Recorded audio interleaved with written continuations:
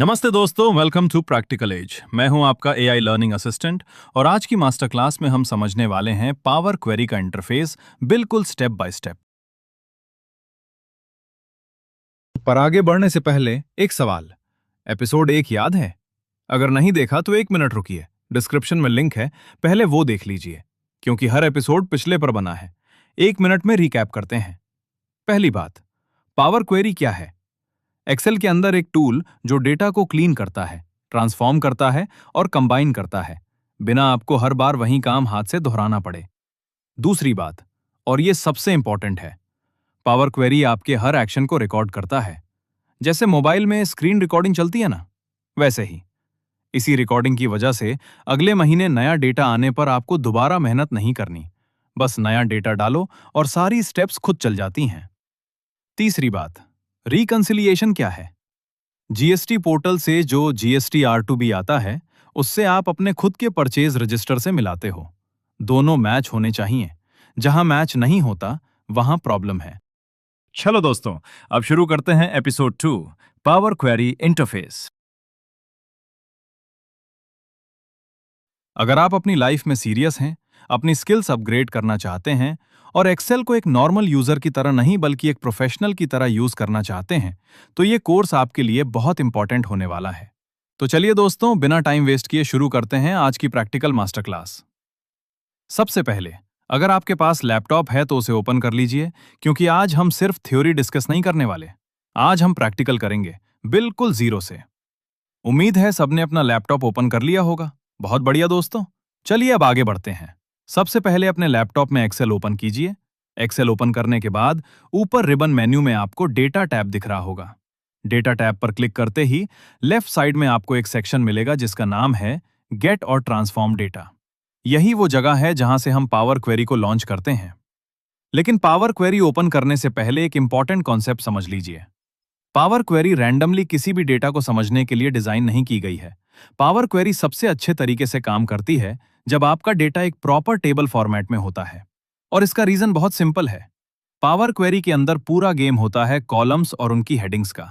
जो भी cleaning, transformation या ऑटोमेशन हम करेंगे, वो मोस्टली कॉलम नेम्स और स्ट्रक्चर्ड डेटा के बेसिस पर ही परफॉर्म होगा। इसलिए पावर क्वेरी सीखने का पहला रूल याद रखिए, क्लीन स्ट्रक्चर बराबर पावरफुल ऑटोमेशन। अगर आपका डेटा प्रॉपर्ली अरेंज्ड है, तो पावर क्वेरी आपके घंटों का काम कुछ सेकंड्स में कंप्लीट कर सकती है। अब चलिए प्रैक्टिकल में देखते हैं कि पावर क्वेरी एडिटर ओपन कैसे होता है और इसका इंटरफेस कैसे काम करता है।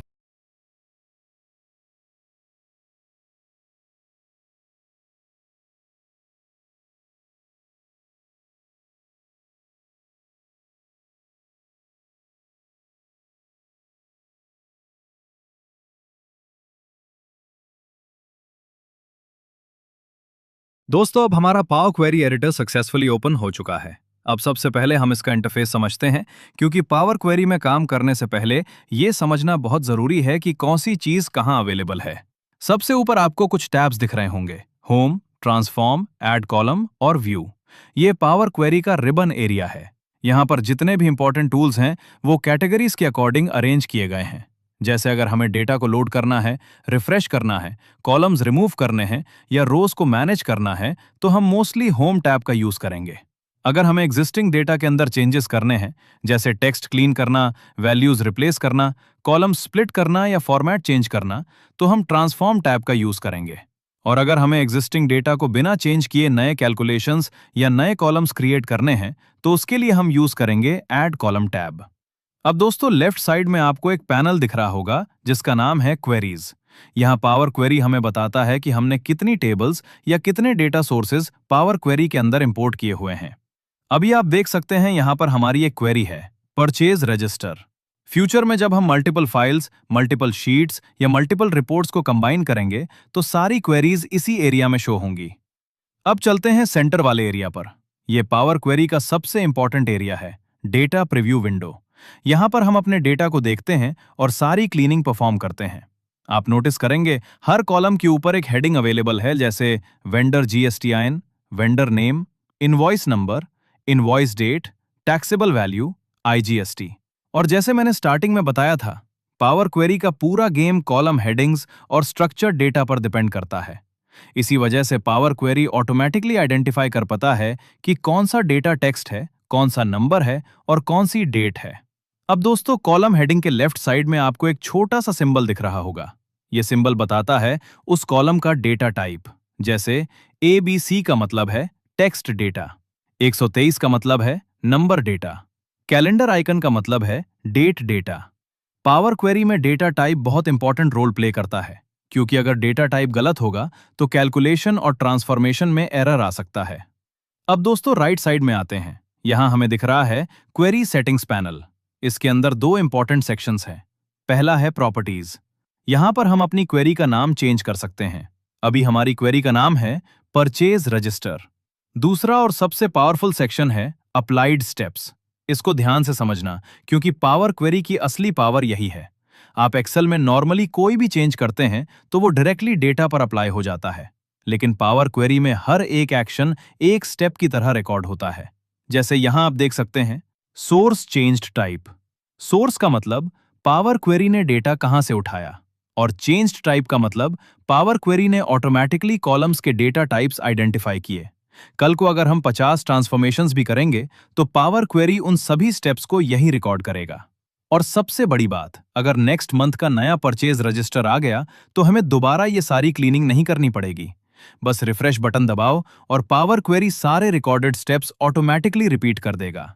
यही है पावर क्वेरी की असली ऑटोमेशन पावर।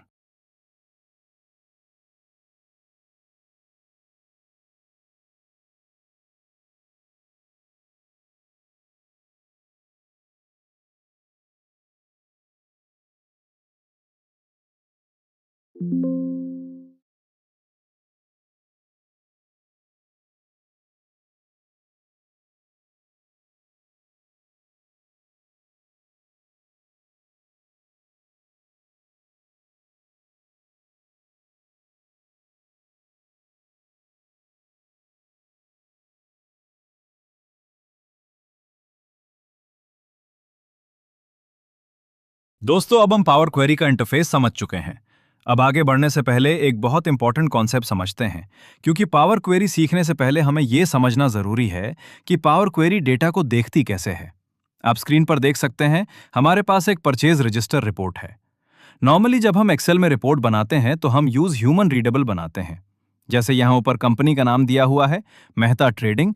उसके नीचे रिपोर्ट का नाम है परचेज रजिस्टर, और उसके नीचे डेट रेंज भी मेंशन है, 1 अप्रैल 2024 तो 30 अप्रैल 2024। एक नॉर्मल एक्सेल यूजर के लिए यह फॉर्मेट बहुत अच्छा है, क्योंकि देखने में रिपोर्ट प्रोफेशनल लगती है। लेकिन दोस्तों, पावर क्वेरी एक ह्यूमन की तरह डेटा नहीं पढ़ती। पावर क्वेरी डेटा को एक मशीन की तरह समझती है, और मशीन को चाहिए होता है एक प्रॉपर स्ट्रक्चर। अब अगर हम अपने एक्चुअल डेटा को देखें तो हमारी कॉलम हेडिंग्स रो नंबर 5 से स्टार्ट हो रही हैं, जैसे vendor GSTIN, vendor name, invoice number, invoice date, taxable value, IGST, CGST, SGST। यही वो इंफॉर्मेशन है जिसके बेसिस पर पावर क्वेरी काम करती है। जैसे मैंने पहले बताया था, पावर क्वेरी का पूरा गेम कॉलम हेडिंग से ही स्टार्ट होता है। अगर हेडिंग सही है तो ट्रांसफॉर्मेशन इजी है, अगर हेडिंग गलत है तो पावर क्वेरी कंफ्यूज हो सकती है। अब एक और चीज नोटिस कीजिए, नीचे लास्ट में एक ग्रैंड टोटल रो अवेलेबल है। एक्सेल रिपोर्ट में यह यूजफुल है क्योंकि हमें टोटल देखना होता है, लेकिन पावर क्वेरी में हमें टोटल रोज की जरूरत नहीं होती। क्यों? क्योंकि पावर क्वेरी का काम है रॉ डेटा को क्लीन करना। कैलकुलेशन और समरी हम बाद में। Pivot table. Power pivot dashboard power BI में इजीली बना सकते हैं, इसलिए पावर क्वेरी में डेटा लोड करने से पहले हमेशा ये 3 रूल्स याद रखिए। रूल नंबर 1, डेटा के ऊपर अननेसेसरी टाइटल और ब्लैंक रोज अवॉइड करें। Rule number 2, column headings clear और यूनिक होनी चाहिए। रूल नंबर 3, ग्रैंड टोटल या सब टोटल रोज को रॉ डेटा का पार्ट मत बनाइए। अब दोस्तों, एक इंटरेस्टिंग बात, आप सोच रहे होंगे कि अगर हमारे पास ऑलरेडी ऐसी मेसी रिपोर्ट आ गई तो क्या करें? क्या हमें मैनुअली रोज डिलीट करनी पड़ेगी? आंसर है बिल्कुल नहीं। यही तो पावर क्वेरी की पावर है। हम पावर क्वेरी को एक बार सिखा देंगे कि ऊपर की एक्स्ट्रा रोज रिमूव करनी है, करेक्ट रो को हेडर बनाना है, एक्स्ट्रा टोटल रोज रिमूव करनी है, डेटा टाइप्स फिक्स करने हैं, और उसके बाद हर मंथ जब नई परचेज रजिस्टर रिपोर्ट आएगी, बस एक बटन प्रेस करेंगे, रिफ्रेश और पावर क्वेरी ऑटोमेटिकली पूरा क्लीनिंग प्रोसेस रिपीट कर देगी। इसी को बोलते हैं डेटा क्लीनिंग ऑटोमेशन। अब नेक्स्ट स्टेप में हम प्रैक्टिकली देखेंगे कि इस रॉ परचेज रजिस्टर को पावर क्वेरी के अंदर क्लीन डेटा में कन्वर्ट कैसे करते हैं। तो दोस्तों, इस एपिसोड में हमने पावर क्वेरी एडिटर के पूरे इंटरफेस को डिटेल में समझा। रिबन के important options, query pane, applied steps, data preview और क्वेरी सेटिंग्स का यूज देखा। अब आप पावर क्वेरी के वर्कस्पेस से फेमिलियर हो चुके हैं, लेकिन रियल वर्ल्ड डेटा कभी भी परफेक्ट नहीं होता। कभी ब्लैंक रोज होती हैं, कभी एरर्स आते हैं, एक्स्ट्रा स्पेसेस होते हैं, डुप्लीकेट रिकॉर्ड्स होते हैं और इनकंसिस्टेंट फॉर्मेटिंग होती है। इसलिए एपिसोड 3 डेटा क्लीनिंग टेक्निक्स में हम सीखेंगे कि मेसी डेटा को क्लीन और प्रोफेशनल फॉर्मेट में कैसे कन्वर्ट किया जाता है। नेक्स्ट एपिसोड में हम कवर करेंगे ब्लैंक रोज और एरर्स को रिमूव करना, डेटा टाइप्स को करेक्टली चेंज करना, ट्रिम और क्लीन जैसे पावरफुल ऑप्शंस का यूज, रिप्लेस वैल्यूज और डुप्लीकेट रिकॉर्ड्स को हैंडल करना और डेटा स्टैंडर्डाइजेशन की इंपॉर्टेंट टेक्निक्स। यह एपिसोड पावर क्वेरी का एक बहुत इंपॉर्टेंट स्टेप होगा, क्योंकि क्लीन डेटा ही पावरफुल एनालिसिस की फाउंडेशन होता है। मिलते हैं नेक्स्ट एपिसोड में, जहां हम रॉ डेटा को बनाएंगे एनालिसिस रेडी डेटा।